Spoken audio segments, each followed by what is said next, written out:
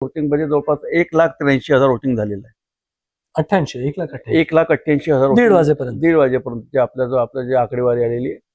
आणि याच्यामध्ये महिलांची संख्या ही 83,000 पर्यंत आहे आणि पुरुष मतदारांची संख्या ही जवळपास 1,00,000 5,000 म्हणजे 22,000 जास्त आहे महिलांची. 20-22,000 आपण जास्त 20-22 जास्त हजार जास्त आपण पाहतोय.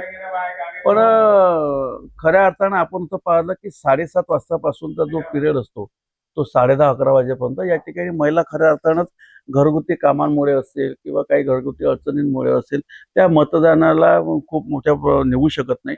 पण खऱ्या अर्थानं आपण जेव्हा जेव्हा ज्या निवडणुकीमध्ये आपण पाहिलेलं ती लोकसभा असेल, विधानसभा असेल, नगरपालिका असेल, ग्रामपंचायत असेल, पंचायत समिती असेल, जिल्हा परिषद असेल, त्या सगळ्या जेव्हा आपण निवडणुका पाहतो तर आपल्याला असं वाटतं की महिलांची जी संख्येची टक्केवारी असते ती टक्केवारी 2-2.5 वाजतापासून तर मग आपल्याला तिथे 4:30 वाजेपर्यंत आपण पाहतोय. परंतु आज मला असं वाटतं की ही टक्केवारी खऱ्या अर्थानं जेव्हा 3:30 वाजताचं चित्र आपल्याकडे स्पष्ट होईल तर तेव्हा आपल्याकडे ही टक्केवारी मोठ्या प्रमाणात दिसेल. त्याचं कारणच आहे आज सणाचा दिवस आहे. काल खऱ्या अर्थानं 14 तारखेला काल संक्रांत होती, पण खूप लोकांनी कालची एकादशी असल्यामुळं काल खूप लोकांनी आपला सण साजरा केला नाही. पण आज खऱ्या अर्थानं प्रत्येकाच्या घरी आज सण आहे. म्हणजे विशेषतः महिलांकडे घरच्या सणांची जबाबदारी विशेषतः पुरुषांपेक्षा महिलांकडे अधिक असतात. त्यांच्यावर कुटुंबाच्या जबाबदाऱ्या अधिक असतात. त्याच्यामुळे 2-2.5 वाजल्यानंतर आपल्याला जी 3:30 वाजताची टक्केवारी मिळेल किंवा 5 वाजताची टक्केवारी मिळेल तर ती आपल्याला पुरुषांच्या संख्येने आपल्याला बरोबर झाली असेल. आता प्रश्न असा राहतो की ही जी टक्केवारी आपल्याजवळ 28% आहे, 35% आहे, कुठे काही प्रभागामध्ये आपण 20%च्या पलीकडे अजूनपर्यंत आपण गेलेलो नाहीये. मग आपण असं समजा की 7:30ला जे मतदानाची प्रक्रिया सुरू झाली, आपण 1:30 वाजेपर्यंत चित्र पाहिलं म्हणजे 6 तास जवळपास निघून गेलेले आहे. 1:30 वाजतापासून तर 5:30 वाजेपर्यंत आपण जर पाहिलं तर 4 तास मतदान बाकी आहे. आणि 5:30 वाजले 5:30 वाजतापर्यंत जे लोक मतदान करण्याकरता जे मतदाराच्या लाईनमध्ये उभे राहतील त्यांचं मतदान करून घेणे प्रशासनाची जबाबदारी आहे. त्याच्यामुळं ही जी संख्या आपल्याला पाहायला मिळेल, माझं असं व्यक्तिगत मत आहे की ज्या प्रभागामध्ये जेवढं टक्क्याची मतदान 1:30 वाजेपर्यंत झालाय त्याच्या आपल्याला 3% मतदान आपल्याला वाढताना दिसेल. म्हणजे ज्या ठिकाणी 20% मतदान झालेलं आहे त्या ठिकाणची टक्केवारी आपल्याला 60% पाहायला मिळणार आहे. ज्या ठिकाणी 28% मतदान आपण जर पाहिलं त्या ठिकाणी मतदान 65 ते तुम्हाला 70% मतदान पाहणार आहे. एकीकडे आपण मुस्लिम बहुल एरियामध्ये आपण जर पाहिलेलं आहे की 35% वर त्या ठिकाणी मतदान लोकांनी अधिकार गाजवलेला आहे. त्या ठिकाणी सुद्धा 70-72% मतदार आपल्याला झालेलं शेवटपर्यंत आपल्याला टक्केवारी मिळू शकते. हे जर चित्र खऱ्या अर्थानं आपल्याला 7:30-8 वाजेपर्यंत अमरावती महानगरपालिकेमध्ये किती टक्के मतदान झालं आणि प्रभाग वाईज किती टक्के मतदान झालं हे खऱ्या अर्थानं पाहायला मिळेल. पण एकंदरीत अमरावती महानगराचं चित्र जर आपल्याला पाहायला मिळालं असेल तर जवळपास 62 ते 68% शेवटचा जो फिगर राहील तो 62 ते 68% मतदान अमरावती महानगराच्या सर्व प्रभागामध्ये आपल्याला पाहायला मिळेल. असं चित्र आपल्या सध्या यावेळेस आपल्याला पाहायला मिळत आहे. 9 साल के बाद महानगर पालिका के इलेक्शंस हो रहे थे, एक लंबा समय था, लगभग 3 साल तक क्या प्रशासक राज था, एक तरीके से सरकार के हाथ में था। कई समस्याओं से रोज नागरिक दो चार हो रहे थे। अपना नगर सेवक या फिर एक नगर सेवक न होने के कारण जो रोजमर्रा की समस्या है, चाहे वो गंदगी हो, पानी की समस्या हो या रोड की टूट-फूट जो भी हो, उसको लेकर जनता हमेशा ढूंढती है, क्योंकि नगर सेवक आपके सबसे नजदीक का होता है। कि नजदीक का मतलब आपके वार्ड का, आपके प्रभाग का, तो आपको हर चीज के लिए आप उनसे जितना दिल खोलकर आप उनसे बता सकते हो अपनी समस्या, किसी और से नहीं। एक 3-4 साल तक नगर सेवक न रहना और ये होना, तो क्या यह भी एक निराशा के कारण है कि नहीं कोई वाली नहीं है करके जनता के बीच में क्या कहीं, खासकर महिला है, क्योंकि महिलाएं का सबसे ज्यादा काम घर के कामों से होता है, तो वो हर चीज के लिए वो डिपेंड होती है। कोई भी अगर उसके घर में तो नगर सेवक या उनके पार्टी के आसपास वो रहते हैं, तो क्या ये रीजन भी लग सकता है कि क्या वोटिंग परसेंट कम होता है? तो नाही, आपण सगळ्याच निवडणुकीमध्ये आपण असं पाहिलंय की लोकांमध्ये मतदारांमध्ये उत्साह कमी झालेला आहे. आपण लोकसभेमध्ये पाहिलं, विधानसभेमध्ये पाहिलं, म्हणजे आपल्याला चित्र होतं लोकांमधला मतदान करण्याचा जो त्यांचा मूळ अधिकार आहे ते गाजवताना कमी आणि उत्साह एक प्रकारचे कमी आहे. परंतु स्थानिक स्वराज्य संस्थांमध्ये कमीत कमी 75-80% मतदान झालं पाहिजे. आता 3-3.5 वर्षाचा जो पिरियड होता मधल्या काळामध्ये की प्रत्येक प्रभागाला नगरसेवक नव्हता. त्याच्यामुळे जनता आणि डायरेक्ट प्रशासन त्यामध्ये दुवा कोणी नव्हता. हा. मध्ये कोणीच नव्हतं. म्हणजे एखाद्याच्या घरी जर प्रॉब्लेम तयार झाला तर तो एक त्याच्या सॅनिटरी इन्स्पेक्टरला फोन करायचा किंवा महानगरपालिकेमध्ये समज एफआर वगैरे सांगायचं की माझ्या एरियामध्ये गाडी येत नाही, माझ्या एरियामध्ये साफसफाई होत नाही, माझ्या नाले साफ करत नाही. परंतु नगरसेवक जो आहे हा नगरसेवक जनता आणि महानगरपालिका याच्यामधला महत्वाचा तो मदतगार आहे. एक कडी आहे, एक एक ब्रिज आहे, एक पूल आहे. ब्रिज आहे, एक पूल आहे. आणि तो त्याच्या मधातला खऱ्या अर्थानं आपण जर पाहतो की या दोघांनाच जोडणारा म्हणजे प्रशासन आणि जनता याच्या मध्यस्थी खऱ्या अर्थानं निभवणारा जो व्यक्ती आहे तो नगरसेवक आहे. आणि नगरसेवकाच्याकडे सुद्धा एक महत्वाची जबाबदारी असते. आता प्रश्न असा की 3-3.5 वर्षापासून हा सगळा भाग नव्हताच. त्याच्यामुळे मतदारांचा लोकांचा सुद्धा खऱ्या अर्थानं ते लिंक कुठे तुटल्यासारखी झालेली आहे. आता ते सगळं सरकार कोणाची सत्ता येते काय ते कोण नगरसेवक निवडून होते निदान ते कडी जोडण्याचं काम जरी प्रशासनाच्या म्हणजे जनतेच्या निवडणुकीच्या माध्यमातून ते आता आजपासून उद्यापासून जेव्हा निकाल लागेल उद्याचा निकालानंतर आपल्याला सगळं चित्र आपल्याला स्पष्ट होताना दिसेल. परंतु नगरसेवक स्थानिक स्वराज्य संस्थेमध्ये नगरसेवक हा महत्वाचा मी त्याला अधिकार म्हणेल. अधिकारी मी त्याला म्हणेल. म्हणजे प्रशासनामधला जरी नसेल तो खऱ्या अर्थानं लोकांमधला अधिकारी जर कोणी असेल तो नगरसेवक आहे. आणि नगरसेवकाकडे हक्कानं लोक सांगणारे आहे. एखाद्या अधिकाऱ्याकडे जर कोणी हक्कानं सांगू शकत नाही पण नगरसेवकाकडे या नगरसेवकाला आपण मतदान दिलेलं आहे त्याच्यामुळे तो त्या हक्काने तो नगर सांगतो की माझे हे प्रॉब्लेम झालेले आहे, माझ्या एरियातला असा प्रॉब्लेम्स आहे, माझ्या घरासमोरचे असे प्रॉब्लेम्स आहे. आणि म्हणून नगरसेवक हा प्रशासन आणि जनता याच्यामधला खऱ्या अर्थानं दुवा आहे असं मला या ठिकाणी काही हरकत वाटणार नाही. जिस तरीके से अगर हम पूरे महाराष्ट्र की बात करें 29 महानगर पालिकाओं के लिए इलेक्शन है। भारतीय जनता पार्टी और ठाकरे यानी उद्धव ठाकरे, राज ठाकरे और भारतीय जनता पार्टी और शिंदे सेना, अगर हम सबसे बड़ी बात करें तो बीएमसी जो बृहन्मुंबई महानगर पालिका है उसको लेकर माना जा रहा है सबसे बड़ी महानगर पालिका 227 वहां से नगर सेवक चुनकर आएंगे। वह वार्ड पद्धति से चुनाव है कहीं ना कहीं सबसे बड़ा, और वो एक बहुत बड़ा लिटमस टेस्ट है क्या ठाकरे ब्रदर्स की वहां पे चल जाएगी या फडणवीस का जादू चलेगा। उसके अलावा कई ऐसी है जहाँ पे 29 में से जहाँ पर बहुत क्लियर कट फैसले हो गए, जहाँ कहीं पर युति है कहीं पर नहीं है, कहीं पर महागठबंधन है कहीं नहीं है। इस बार के चित्र विचित्र मैं कह सकता हूँ कि महानगर पालिकाओं में हो रहा है। इन सब के बाद जनता में एक तरीके का उत्साह दिखाई दिया काफी हद तक, और अभी भी कई जगहों पर लाइनें लगी हुई है। जो हमारी रिपोर्ट्स आ रही है उसके मुताबिक कि एक मुस्लिम बहुल हो गया या हिंदी बहुल बात जहां पर भी है एक बड़ी संख्या में लोग बाहर निकले अपने मतदान का प्रयोग करने के लिए। हाँ, महिलाओं की संख्या थोड़ी कम नजर आ रही है फिलहाल, लेकिन अभी जो 1:30 बजे या 3:30 के बाद जो हमारे पास रुझान है, हमारे पास रिपोर्ट्स आएगी उसमें बहुत चीजें समझ में आएगी। 87 सीटें हैं, उसमें देखिए 44 जीतने वाले, 44 पर जिनका कब्जा रहेगा वो जीत के आएगा। भारतीय जनता पार्टी पूरा जोर लगा रही है, कांग्रेस अपना जोर लगा रही है, हर पार्टी अपने अपने तरीके से जीतने की कोशिश कर रही है। और जिस तरीके से आज मतदान निकले हैं, मतदाता अपने निकल रहे हैं, ये उस पर एक सिक्का मुर्तब करने का काम कर रहे हैं। मापले जी, अगर हम देखें संजय जी, इस पूरे इसमें हम बात कर रहे थे कि इलेक्शंस के पीरियड में क्या हुआ था क्या नहीं हो रहा था इलेक्शन के अंदर, पर अब क्या जनता इतनी सुजान हो गई है कि आपको क्या लगता है कि जिस तरीके का वोटिंग पैटर्न चल रहा है, आपको 4 देना है या कहीं 3 देना है, ये कैसा लोगों में असमंजस की स्थिति भी दिख रही है क्या जब आप वोट करने जाते हैं? काय झालं की 4चा प्रभाग तर शासनानं करून दिला, परंतु मतदान केंद्रावर जाईपर्यंत किंवा मतदान करेपर्यंत मतदारांच्या संभ्रमात मतदार आहे की नक्की मतदान कसं करायचं. मी तर यावर असं म्हणेल की जेव्हा 4चा प्रभाग झाला खऱ्या अर्थानं प्रशासनाची जबाबदारी होती की प्रत्येक वार्डामध्ये एक त्याचा डेमो देण्याची गरज होती. जी, प्रत्येक डेमो द्यायची गरज होती. वेगवेगळ्या पक्षांनी प्रचार यंत्र सुद्धा वेगवेगळं राबवली. ज्या ठिकाणी अपक्ष आहे त्या अपक्षांनी सांगितलं की एकच बटन दाबायचं आहे, असा सुद्धा प्रचार केला गेला.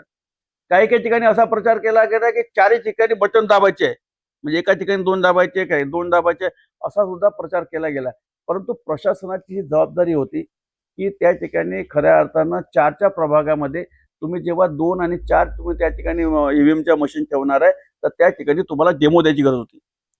तुम्ही प्रभागामध्ये जसं तुम्ही सांगितलं की तुम्हाला मतदान करायचं आहे तर तुमची जबाबदारी काय राहिली पाहिजे? निवडणूक पूर्वीच निकाल जाहिर करने का आरोप लग रहा है।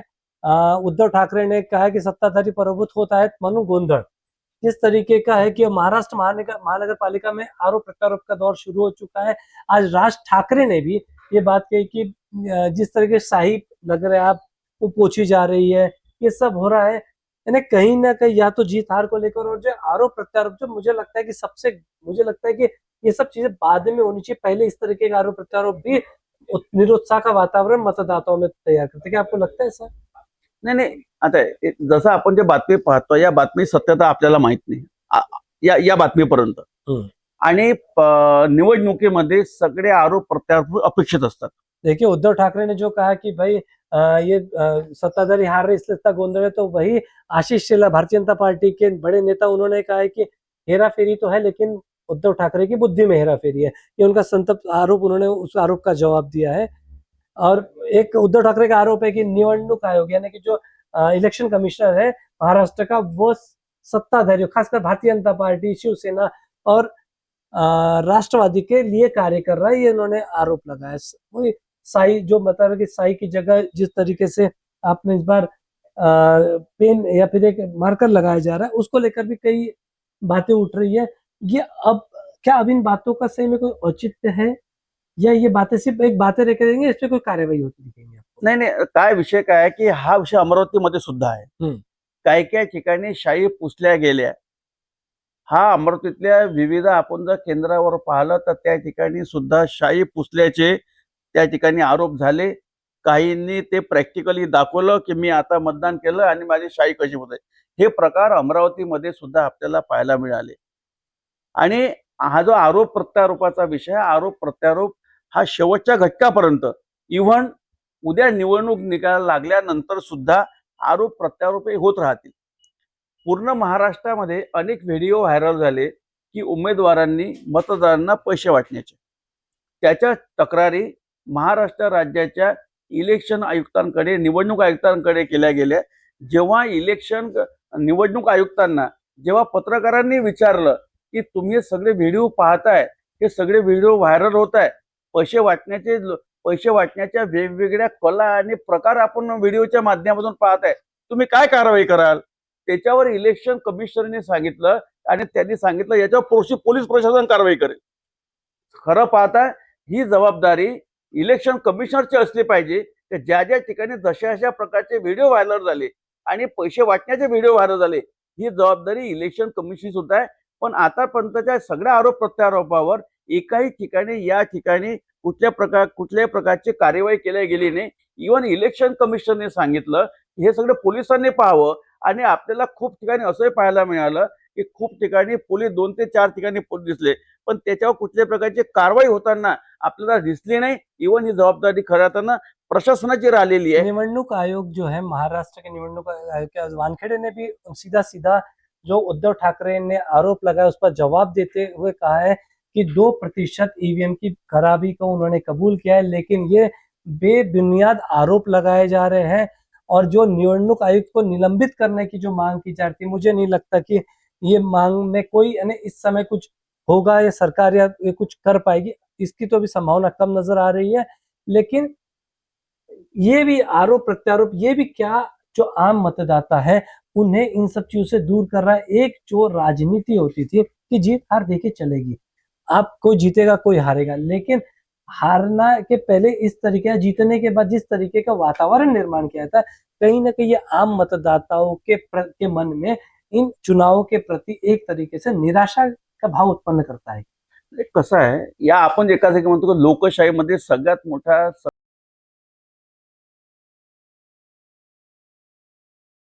आपल्या महानगरावर, आपल्या गावावर सत्ता कोणाची असावी हे मतदान ठरवते. परंतु आपण नेहमी पाहिलंय की निवडणुकीच्या सगळे आरोप प्रत्यारोप नेहमीच लागलेले आहे.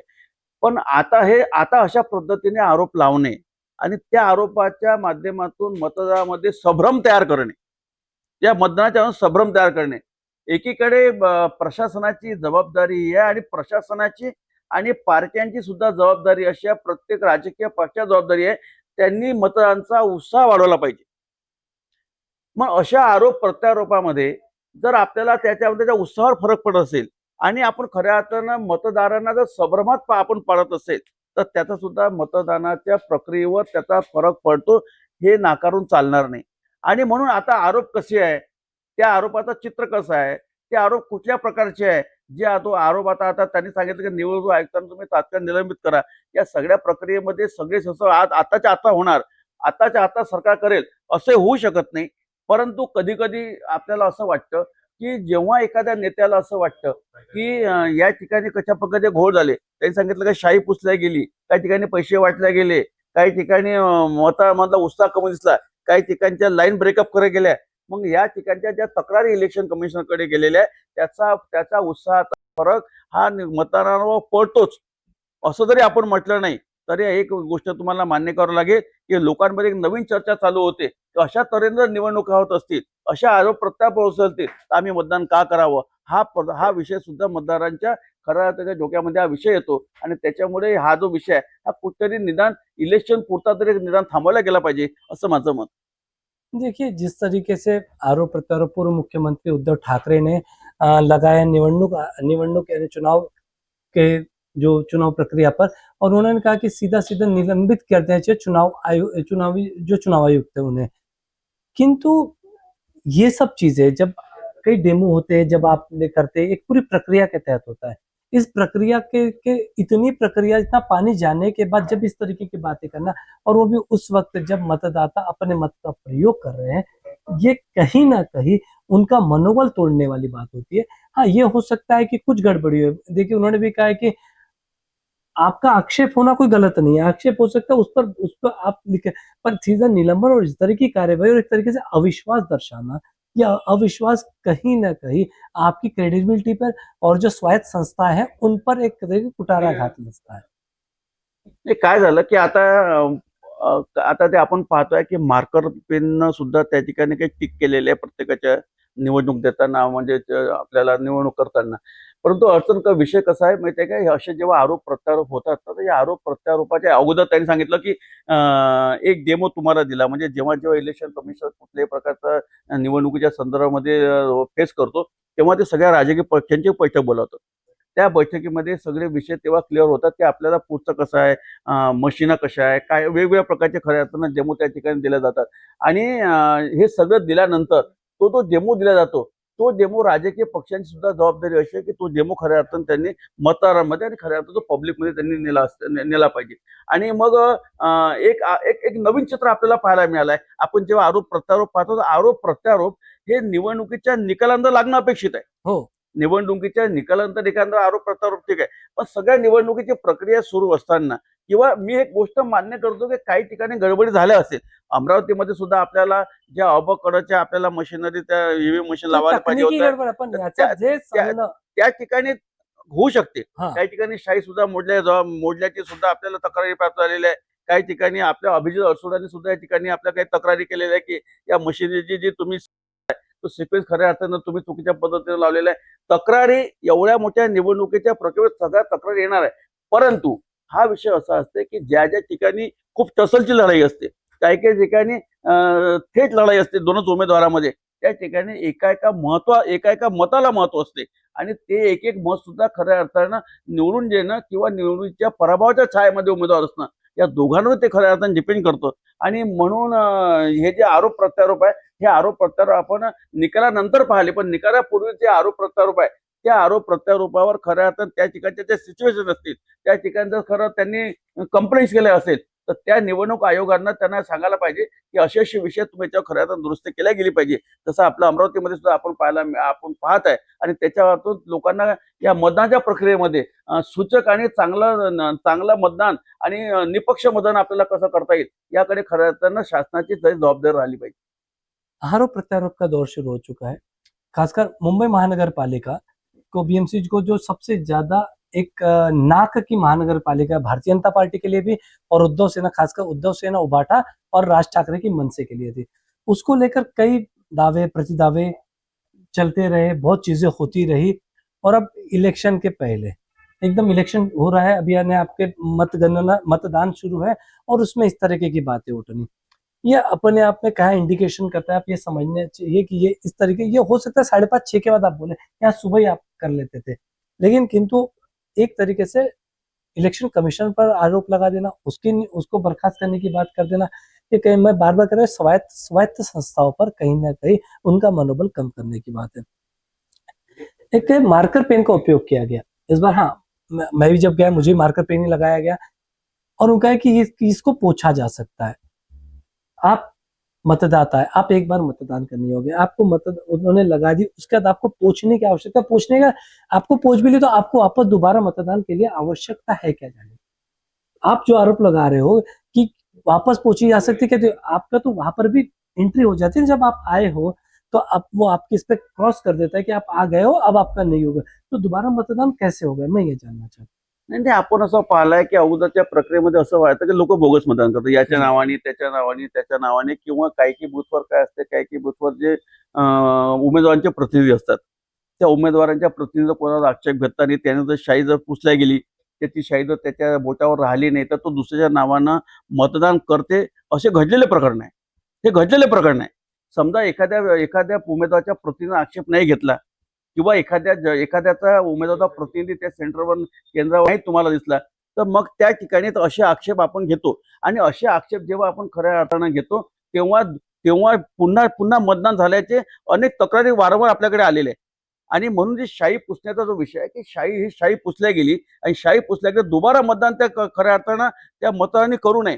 आणि त्या ठिकाणी असलेल्या मी तर म्हणेल की ज्या ज्या सेंटरवर, ज्या ज्या केंद्रांवर, ज्या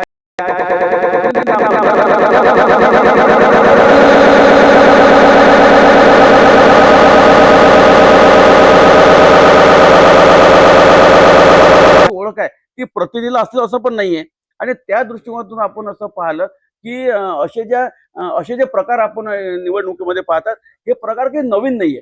हे वारंवार आणणाऱ्या जे लोकसभेची निवडणूक असेल, विधान परिषदेची असेल, विधानसभेची असेल, स्थानिक स्वराज्य संस्थाच्या कुठल्या निवडणूक असेल, इव्हन ग्रामपंचायतच्या निवडणुकीमध्ये सुद्धा वेगवेगळ्या प्रकारच्या तक्रारी आपल्याला नेहमी पाहायला मिळतात. आणि या सगळ्या प्रकाराला प्रशासनाला आपण जेवढं दोषी ठरवतो, तेवढे दोषी खऱ्या अर्थानं दुबारा मतदान करणारे मतदार सुद्धा दोषी आहे. म्हणजे आपल्याला एखाद्याला पार घ्यायचा आहे, आणि म्हणून आपण दुबारा मतदान करून, पुन्हा एखाद्या व्यक्तीला मतदान करून दुसऱ्या कोणावर तरी अन्याय करायचा, हा सुद्धा पार खऱ्या अर्थानं मतदारांनी एक मतदान करून आपली भूमिका खऱ्या अर्थानं या लोकशाहीच्या याच्यामध्ये, या सगळ्यात मध्ये फेस्टिवलमध्ये मतदारांनी आपली भूमिका प्रामाणिकपणे बजावली पाहिजे. हे धोरण प्रत्येक मतदारांचं असलं पाहिजे. जिस तरीके की, देखिए, आज मतदान चालू है और उसके बीच में उद्धव ठाकरे प्रेस कॉन्फ्रेंस करके कहते हैं, उन्होंने आरोप लगाया चुनाव आयोग पर। उसके बाद शायद मुझे लगता है पहली बार इतिहास में हो कि मतदान के दिन चुनाव आयोग प्रेस कॉन्फ्रेंस लेकर उन आरोपों को सिरे से नकार दे रहे हैं।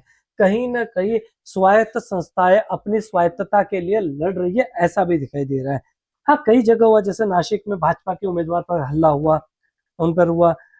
उसके अलावा कई जगह ये भी हुआ है कि कई ईवीएम में थोड़ी बहुत खराबी दिखाई दी मार्कर पेन से। और यह तो इन्हें मुख्यमंत्री का भी एक बयान आया है कि मार्कर पेन का उपयोग इसके पहले भी किया गया और ये पूरे का पूरा अधिकार चुनाव आयोग को होता है। इसमें शासन का कोई अधिकार नहीं होता, ये उनका निर्णय, उस निर्णय के हिसाब से किया। 29 महानगर पालिका के इलेक्शंस, उनको लेकर चल रही उठापटक कल तक 13 तारीख तक चली। उसके बाद एक दिन सब शांत हुआ, आज मतदान और फिर उन सब चीजों को लेकर उठाना, ये कहीं ना कहीं ऐसी चीजें हैं जो मुझे लगता है कि ये 5:30-6 के बाद जब मतदान पूरा हो जाए तब उठाते जाते हैं, तो एक वो चीज होता है, इसका कहीं ना कहीं मतदाताओं पर भी इसका परिणाम होता है। तो मुझे लगता है अभी इन चीजों से बचना चाहिए था। या तो फिर आप, जैसे वो बार बार कहते हैं कि ये ईवीएम पूरी सेट है, ये है, और चुनाव आयोग उन्हीं के लिए काम कर रहा है, सत्ताधारियों के लिए। मुझे लगता है कि ये सब चीजें आरोप लगाना, आप उस प्रक्रिया का हिस्सा है, आप भी चुनाव मैदान में। यदि आपका इतना अविश्वास है तो फिर आप इनको बॉयकॉट करके पूरी तरीके से उसके खिलाफ उतरना चाहिए। आप वो नहीं करते, आप एक तरीके की संभ्रम की स्थिति पैदा करते। मुझे लगता है इस स्थिति से बचना चाहिए। क्या कहते हैं आप? नाही, बघा काय आहे, आज खरा तर मतदानाचा दिवस आहे. वेगवेगळ्या सेंटरवरून, वेगवेगळ्या केंद्रावरून तक्रारी येणे अपेक्षित आहेच. पण एखादी मोठी तक्रार असेल, किंवा ती निवडणूक एखाद्या केंद्रावरची नसून ती सर्वसमावेशक असेल. म्हणजे आपण एकीकडे मुंबई पाहिलं तर मुंबईला 227 जागेकरता निवडणूक होत आहे आणि 227 जागेकरता जेव्हा निवडणूक होत आहे, एखाद्या केंद्रावर असलेली जी गडबड आपण मान्य करून घेऊ. 2-4 लोकांची शाई मोडल्या गेली हे आपण विषय मान्य करून घेऊ. ज्या ठिकाणी ईव्हीएम मशीनचा सिक्वेन्स कुठेतरी बिघडला हे आपण मान्य करून घेऊ. परंतु हा जर विषय सर्वसमावेशक असेल म्हणजे 227 उमेदवारांच्या त्या ठिकाणी असलेल्या वार्ड म्हणजे मुंबईचं निवडणूक ही वार्डवाईज निवडणूक आहे आणि त्या ठिकाणी सर्वसमावेशक जर विषय असेल तर त्याला तक्रार करण्याला काही म्हणजे तक्रार केली याच्याबद्दल काही चुकीचं होणार नाही असं म्हणणार नाही. परंतु प्रश्न असा आहे की माझंही असं मत आहे की 227 उमेदवारांच्या या सगळ्या प्रभागामध्ये ज्या ज्या निवडणुकीचे केंद्र असतील, जे जे सेंटर असतील त्या ठिकाणी तर सर्वच ठिकाणी ते अपेक्षित नाहीये की प्रत्येक ठिकाणी गडबड अपेक्षित आहे. आता त्या संदर्भात